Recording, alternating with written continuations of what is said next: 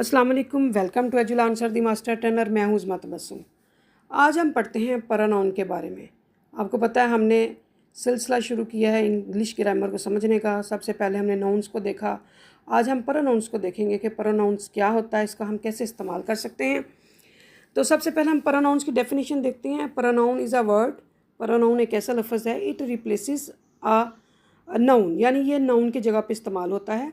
This avoids repetition in sentences, और मुख्तलिफ sentences में ये बार बार की तकरार से बचाता है, नाउन की बार बार की तकरार से बचाता है। इसकी एग्जांपल है सारा इज़ काइंड, और जब हम इसको इस तरह से सेंटेंस को चेंज कर देंगे, शी हेल्प्स एवरीवन, वो हर किसी की मदद करती है। इट्स मीन कि शी ने रिप्लेस कर दिया सारा को, तो शी जो है वो हमारा जो बन गया pronoun.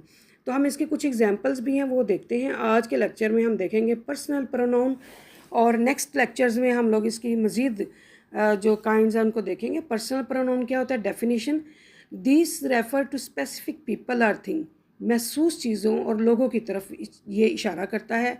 They indicate who speaking, और इस चीज़ की तरफ इशारा करता है कि कौन बोल रहा है।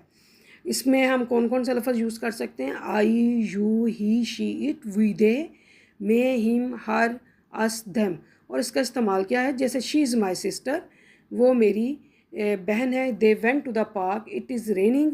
इनमें शी, दे और इट तीनों वर्ड प्रोनाउन है और पर्सनल प्रोनाउन है। आपको हमारा लेक्चर पसंद आया, वीडियो को लाइक कीजिए, शेयर कीजिए और हमारे चैनल को सब्सक्राइब कीजिए। Thank you so much.